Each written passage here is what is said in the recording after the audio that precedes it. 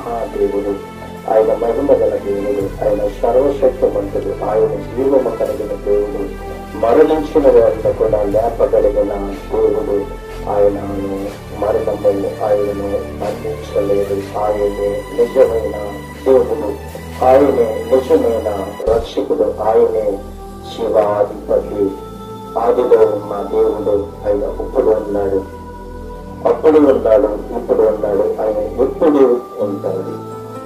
ఆయన నిత్య జీవము మనకి ఇవ్వడానికి ఆయన మన మధ్యనే ఉన్నాడని మనం నమ్మాలి. అయితే ఆయన ఆనాడు అబ్రహాముతో మాట్లాడిన దేవుడు, ఇస్సాకుతో మాట్లాడిన దేవుడు, యాకోబుతో మాట్లాడుతున్న దేవుడు, అనేకమైన ప్రవక్తల ద్వారా మాట్లాడి ఉన్న దేవుడు ఈ రోజునే నీకును నాకును ఆయన వాక్యం ద్వారా మాట్లాడుతున్నాడు. ఆయన ప్రవచనాల ద్వారా మాట్లాడుతున్నాడు. ఆయన భాషల ద్వారా మాట్లాడుతూ ఉన్నాడు. ఆయన శక్తి ద్వారా మాట్లాడుతున్నాడు. ఆయన స్వరం చేత మాట్లాడుతున్నాడు.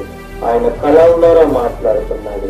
ఆయన నిత్యమునితో మాట్లాడుతూనే ఉన్నాడు. ఆయన మాట్లాడుతున్న దేవుడు. దేవునికి బిడ్డలారా, ఈ రోజున మనం చూసినప్పటికీ ఆది అపోస్తలులను ఏర్పరచుకుని ఆయన అనేక మందికి ఆయన వాక్యముల రూపంలో ఆయన మన మధ్యని ఆయన సంచరిస్తూ ఉన్నాడు.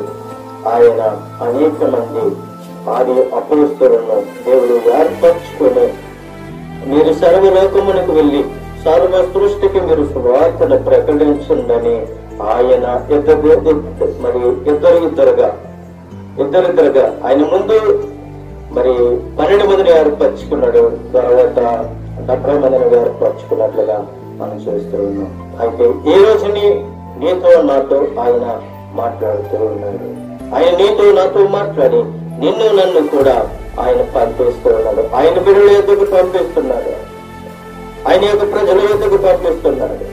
ఆయన బిడ్డలు ఎక్కడున్నారు, ఏ ప్రాంతంలో ఉన్నారు, ఏ దేశంలో ఉన్నారు, ఏ పట్టణంలో ఉన్నారు, ఏ గ్రామంలో ఉన్నారు, ఏ పల్లెలో ఉన్నారు, ఆ బిడ్డల యొద్దకు నేను పంపించడానికి ఇష్టపడుతూ ఉన్నాను.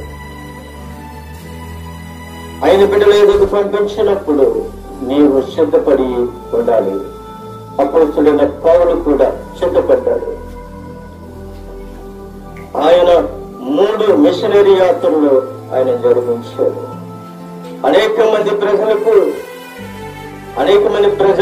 అనేకమైన సంఘాలకు ఆయన పత్రికలు రాశాడు. అనేకమైన సంఘాలకు పత్రికలు రాశాడు.